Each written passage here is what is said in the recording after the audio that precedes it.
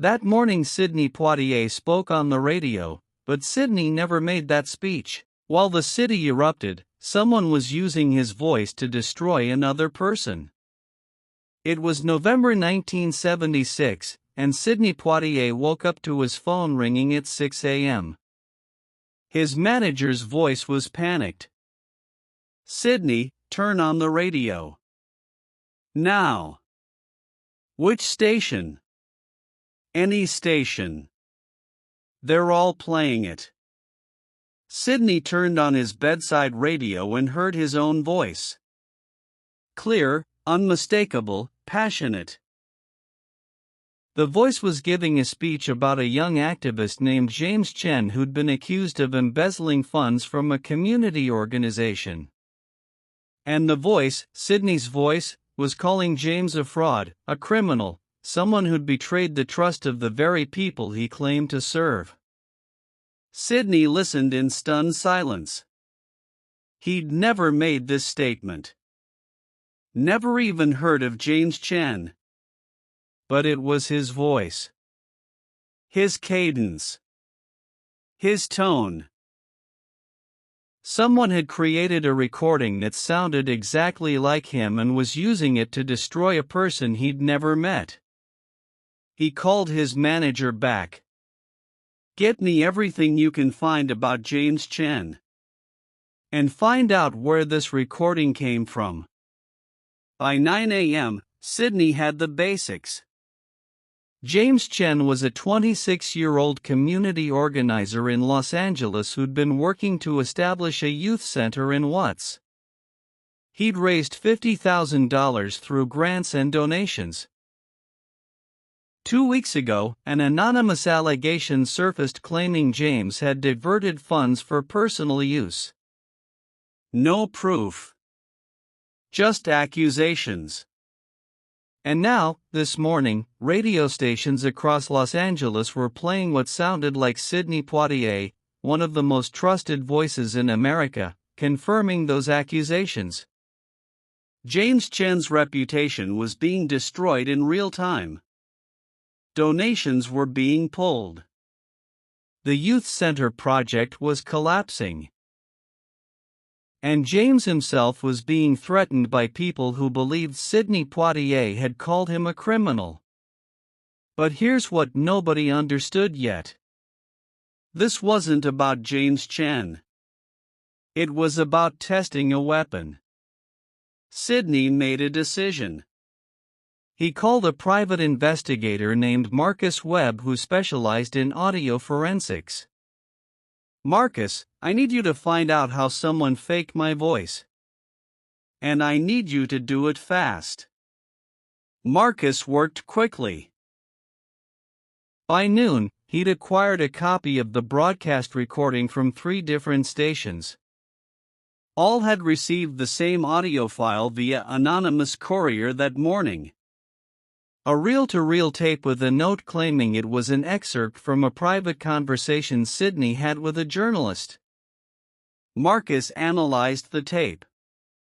"This is sophisticated," he told Sidney over the phone. "It's not a simple impersonation. Someone took multiple samples of your voice from interviews, films, speeches, and spliced them together. Every word you're hearing is actually you speaking, just cut and rearranged. Like ransom note letters," Sidney said. "Exactly. But this required professional equipment, studio quality editing, and deep knowledge of audio engineering. This wasn't done by an amateur." Sidney thanked him and made his next call. To the one person he thought might have insight into who could do this and why. A PR consultant named Richard Haynes who'd worked in crisis management for studios and public figures for 20 years. "Richard," Sidney said when Haynes answered, "I need to know if you've ever dealt with manufactured audio evidence before." There was a long pause. "Why are you asking?" "Because someone just used my voice to destroy a young man's reputation," and I want to know if this is a known tactic." Haynes sighed. "It's rare, but yes. I've seen it twice. Both times it was used to discredit activists or organizers who were becoming problems for people with resources." Wait, this is critical. Because what Sidney learned next changed everything. Haynes explained that in both previous cases, the fake audio was created not to permanently destroy the target, but to create enough chaos that the target would make a mistake. Panic. Lash out. Say something defensive that could then be used against them legitimately. The fake audio was just the trigger. The real weapon was the target's reaction. Sidney absorbed this. So whoever did this to James Chen wants him to respond poorly. To seem guilty even if he's not. That's the pattern, Haynes confirmed. And there's usually a second phase. Once the target is destabilized, that's when the real accusations come. With just enough truth mixed in to seem credible. Sidney made a decision. I need to meet James Chen. Before he makes any public statements. Before he reacts. Haynes was quiet. Sidney, if you get involved, you make yourself part of the story. That might be exactly what they want. Then I'll be careful, Sidney said. But I'm not letting someone use my voice to destroy an innocent person. Sidney's investigator found James Chen's location within an hour.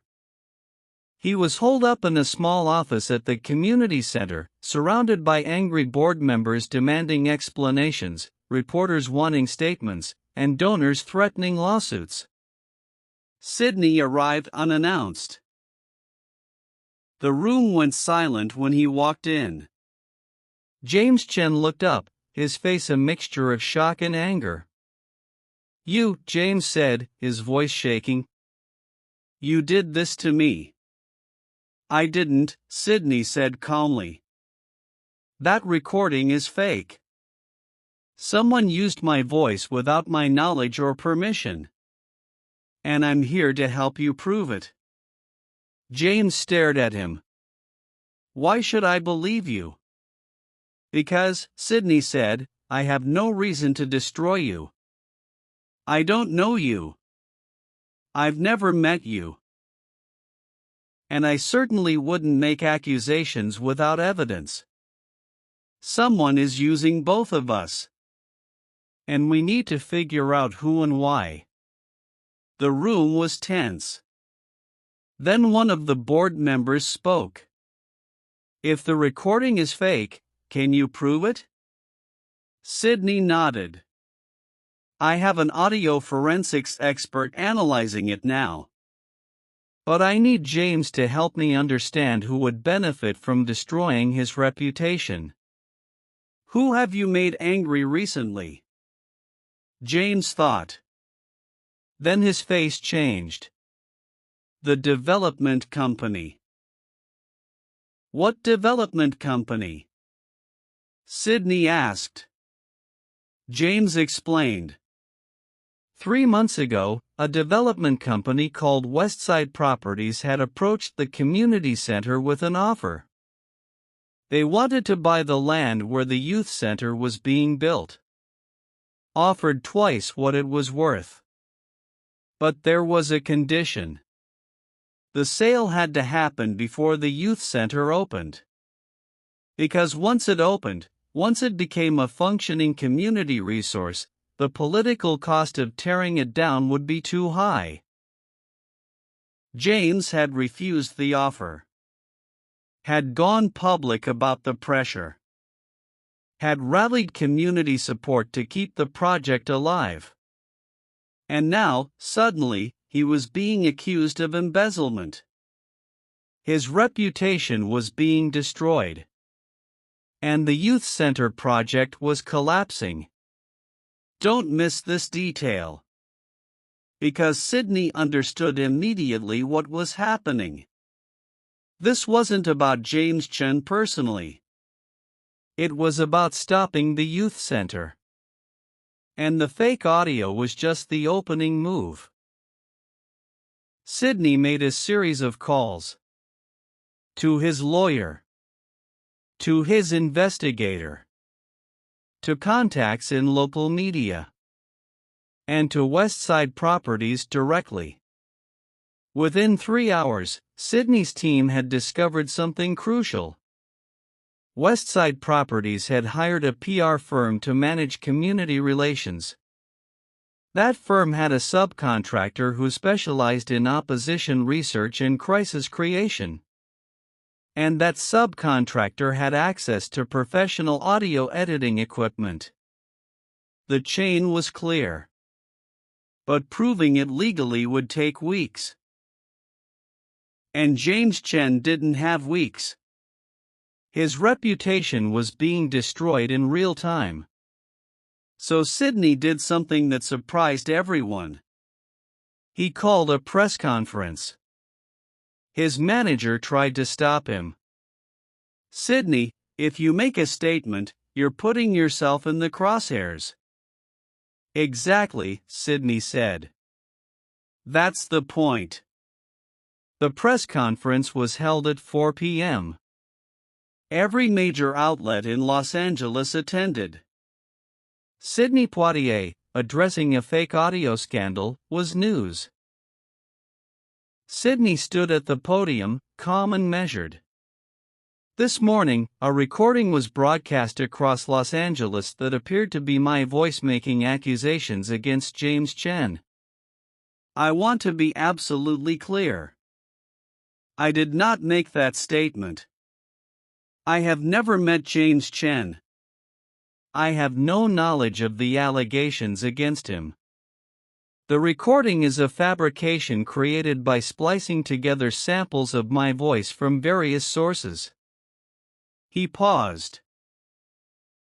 "I have hired audio forensic experts who will provide detailed analysis proving this recording is fake. But more importantly, I want to address why someone would create such a recording. Someone wanted to destroy James Chen's reputation.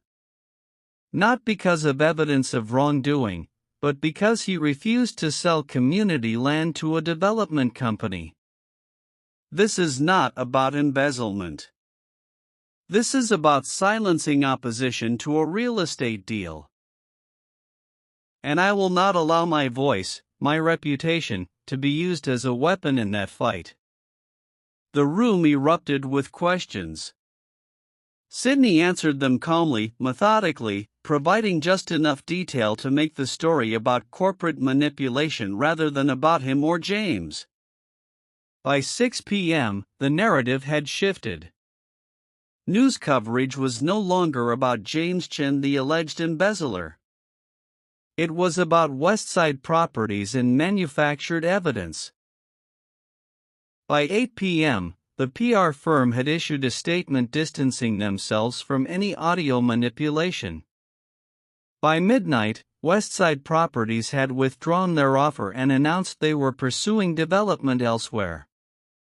And James Chen, who 12 hours earlier had been facing the collapse of his life's work, was still standing. Sidney never publicly revealed all the details of how the audio was created or who specifically commissioned it. Didn't need to. The threat was neutralized. The youth center project resumed. And the tactic of using fake audio to destroy reputations became, at least temporarily, too risky to deploy.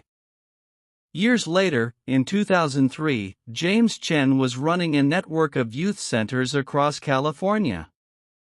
He was being interviewed about his work when the reporter asked about his biggest challenge. James smiled. 1976, someone tried to destroy me using a fake recording of Sidney Poitier. What did you do? The reporter asked. I didn't do anything, James said. Sidney Poitier did. He could have ignored it. Could have issued a simple denial and moved on. But instead, he investigated. He understood what was really happening. And he used his platform not to defend himself, but to expose the people who were trying to use him as a weapon.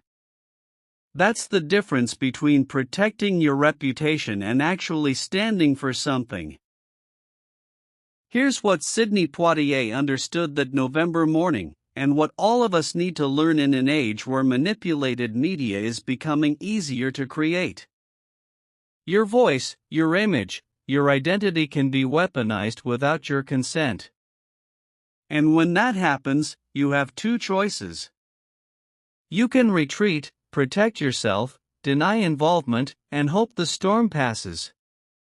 Or you can investigate, understand who's really being hurt and why, and use your resources to expose the truth. Sidney chose the latter. Not because it was safe. Not because it was easy. But because he understood that his voice had been stolen to harm someone who couldn't defend themselves. And allowing that harm to continue would make him complicit even if he wasn't responsible.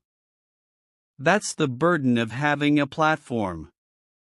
Of being someone whose voice carries weight. You don't get to simply say, "I didn't do it," and walk away. You have to ask, who did do it, why, and who's being hurt. And then you have to act. Not for applause. Not for credit. But because silence in the face of injustice, even injustice that uses your identity without permission, is still silence. Sidney could have let James Chen burn. Could have protected his own reputation and let the fake audio fade from the news cycle. But he didn't. Because he understood that his voice, real or fake, carried power. And allowing that power to be used to destroy an innocent person was unacceptable. So he investigated. He exposed. He redirected the narrative. And he saved not just James Chen's reputation, but the entire youth center project that was serving a community that needed it. That's leadership. Not the kind that performs heroism publicly. But the kind that asks, what's really happening here, who's really being hurt, and what can I do to stop it? When your identity is weaponized, when someone uses your voice or your image or your reputation without permission, don't just deny. Investigate. Understand the full picture. Ask who benefits from the manipulation. And then act strategically to expose the truth and protect whoever's being harmed. Sidney Poitier taught us that day that your most powerful response to being used as a weapon isn't defensiveness. It's clarity. Understanding the game being played. Seeing past the immediate offense to the deeper harm. And using your resources not to protect yourself, but to protect the actual target. That's how you turn a violation of your identity into a defense of someone else's dignity. That's how you transform being weaponized into being a shield. Remember this. When someone steals your voice, investigate whose throat they're trying to cut with it. Then protect that person. That's the real fight. That's the real victory. Not clearing your name, but stopping the knife.